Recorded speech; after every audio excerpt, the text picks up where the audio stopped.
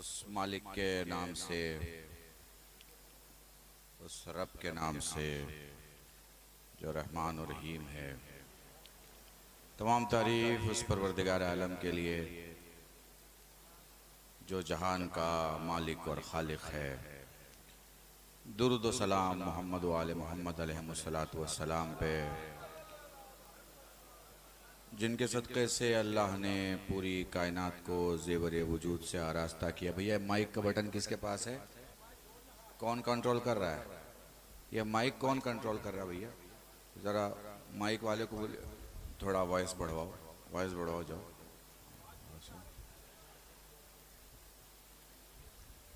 अज़ान मोहतरम,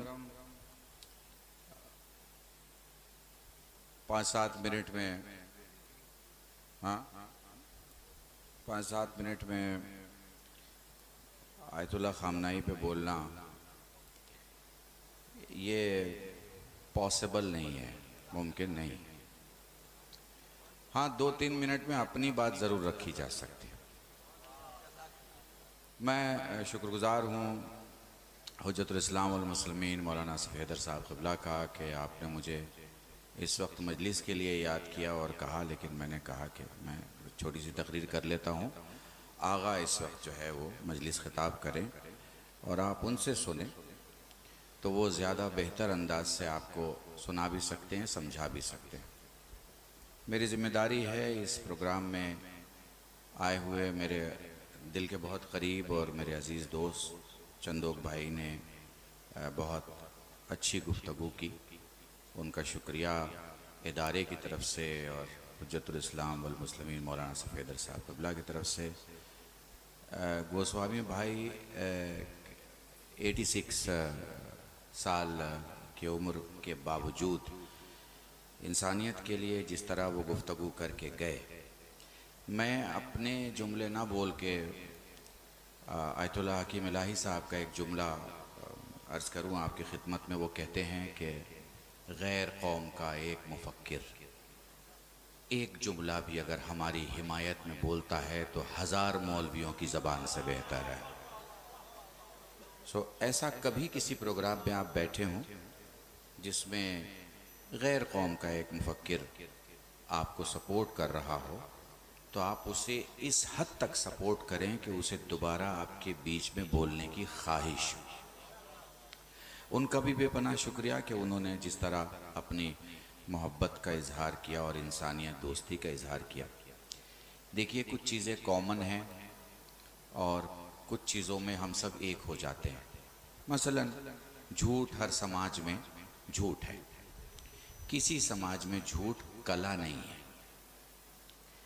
शराब हर समाज में शराब है, किसी समाज में शराब दवा नहीं है। धोखा हर समाज में धोखा है, किसी समाज में धोखा सिफत नहीं है। तो इसी तरह कुछ कॉमन आदतें हैं, कुछ कॉमन बुराइयां हैं, कुछ कॉमन सिफतें हैं जो इंसानियत के लिए ज़रूरी है। जब सियासी पार्टियां कॉमन मुद्दों पे एक हो सकती हैं तो हम इंसान इंसानियत पर एक क्यों नहीं हो सकते? हम सबको इंसानियत के साथ मिलकर अपनी बात इंसानियत के प्लेटफॉर्म से उठानी चाहिए। मैं वाकई शुक्रिया अदा करना चाहता हूँ इस कॉन्फ्रेंस और इस तरह के प्रोग्राम के लिए जो ऑर्गेनाइजेशन कर रही हैं। देखिए अगर आपको मजलिस बर्पा करना है आप कीजिए, कोई मना नहीं कर रहा आपको। और मजलिसें ईरान में, लबनान में, इराक़ में और कई मुस्लिम ममालिक में जितनी बड़ी हो रही हैं उतनी बड़ी तो आप क्या हो भी नहीं सकती, और न इतनी बड़ी तकरीरें हो सकती हैं जितनी दुनिया में हो रही हैं। आप मैक्सिमम क्या कर सकते हैं कि दूसरों को दावत दें, अपने यहाँ के बड़े और बुज़ुर्ग आलिम को जो ज़िंदा हैं और जो शहीद हो गए उनकी बातें करें, उनके बारे में कहें और उनको समझाएं, ताकि वो जब बातें करें तो वो आपके लिए एक रिकॉर्ड, स्टेब्लिश रिकॉर्ड बनता है।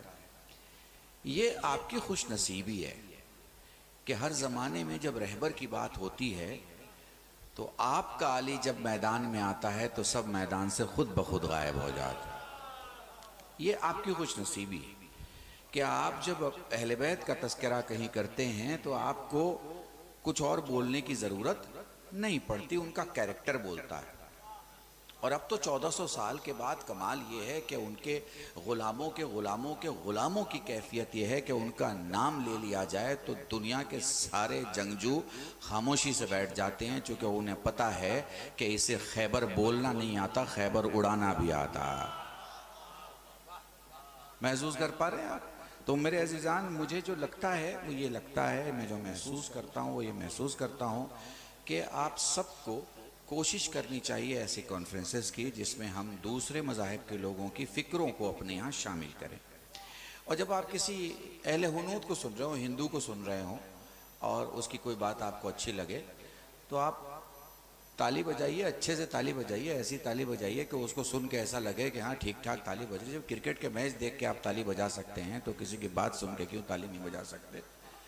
थोड़ा सा, मैं ये नहीं कह रहा हूँ बदल जाइए, मगर ये कि हाथ है तो ताली बजा दीजिए। वो अच्छे जुमले पढ़ रहा है, अच्छे जुमले बोल रहा है तो उसको साथ दीजिए। देखिए इज़ान मोहतरम, एक आखिरी बात और आगा को दावत दूंगा, चूँकि ये गुफ्तगू का वक्त नहीं है।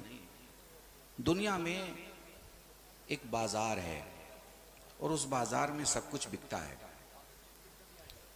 कुछ चीज़ें ऐसी हैं जो आप ख़रीदते हैं, कुछ चीज़ें ऐसी हैं जो हुकूमत ख़रीदती है, और कुछ चीज़ें ऐसी हैं जिसको बैंक्स ख़रीदते हैं, दुनिया के बड़े इन्वेस्टर्स ख़रीदते हैं। पर इस दुनिया की सबसे महंगी चीज़ जो बेची जाती है उसका नाम है जंग।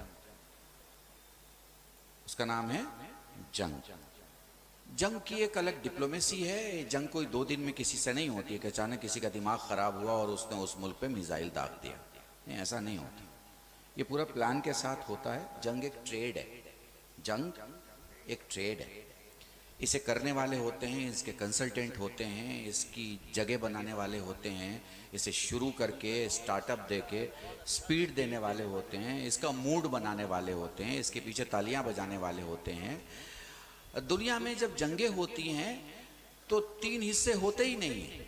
ये याद रखिएगा, बड़ा अजीब जुमला कह रहा हूं। दुनिया में जब जंगें होती हैं तो 3 हिस्से होते ही नहीं हैं। या कोई जंग लड़ने वाला होता है, या वो होता है जिसके साथ जंग लड़ी जा रही होती है। कमाल की बात है। मैं करबला की मिसाल तो नहीं दूंगा, लेकिन आपको बताता हूं कि इंसानियत की तारीख में 195 मुल्क एक तरफ थे और ईरान एक तरफ था। जंग उस पर थोपी गई, उसने जंग का मुकाबला किया, और फिर 195 ने ये समझ लिया कि इसे न दबाया जा सकता है, न झुकाया जा सकता है, न मारा जा सकता। ये आप अमेरिका इजराइल कह के, अमेरिका इजराइल कह के, अमेरिका इजराइल कह के कई मुल्कों को छोड़ देते हैं। 195 देश एक तरफ और एक ईरान एक तरफ। भागा नहीं, भागा नहीं। क्यों? क्योंकि जिन रहबरों को मानता है उनमें से कोई भागा नहीं। हमारे यहाँ कोई भागने वाला नहीं। तो हुजूर, जंग एक ट्रेड है। चला फिर कभी आया आपके दरमियान तो बयान करूँगा। इस ट्रेड में कोशिश ये होती है बड़े आदमी की, सरकारी आदमी की, जो सरकारों में सबसे बड़ा रोल प्ले करता है, कि भैया हम तुम्हें ये ठेका दे रहे हैं, इसे ले लो, और नहीं लोगे तो हम तुम्हारा काम खराब कर देंगे। समझ रहे हैं? पहली बार इतिहास में, मनुष्य के इतिहास में पहली बार ईरान ने ये ठेका लेने से मना कर दिया। जिसको जो करना है कर ले, ईरान ये ठेका नहीं लेगा, और नहीं लिया। हुजूर, मैं 2-3 दलील और वहीं बात खत्म। जब जंगें होती हैं तो लोग क्या करते हैं? जंगें होती हैं तो लोग अंधेरे में हमले करते हैं, उजालों में नहीं करते। जंगें होती हैं तो लोग धोखे से हमला करते हैं, बता के हमला नहीं करते। जंगें होती हैं तो लोग ह्यूमन राइट्स को पामाल कर देते हैं और कहते हैं कि इश्क और लड़ाई में सब कुछ जायज़ है, मगर खुदा की कसम, अली के दरवाजे से जब कभी मिसाइल निकलती है तो कैफियत ये होती है कि दुश्मन को उठा के हमला किया जाता है, सोते पे हमला नहीं किया जाता। जंग देख के पता चलता है कितनी शरीफ नस्ल के मानने वाले लोग हैं। सोचें, जिनकी जंग इतनी अच्छी है उनकी ज़िंदगी कितनी अच्छी हो। खुदा की कसम, ईरान का कैरेक्टर इतना बेहतरीन कैरेक्टर है, घंटों बोला जा सकता है, घंटों सुना जा सकता है, मन उबेगा नहीं। आपको ऐसा नहीं लगेगा कि यार आप तो इतने घंटे से ईरान ईरान कर रहे हैं। सच बताऊं, इस झूठी दुनिया में जब कहीं सच्चों का चेहरा दिखाया जाए तो उन्हें ही अच्छा लगता है जिनकी माँ और बाप दोनों अच्छे होते हैं। इन्हीं जुमलों के साथ आपसे खुदा हाफ़िज़ी चाहूँगा। बहुत शुक्रिया।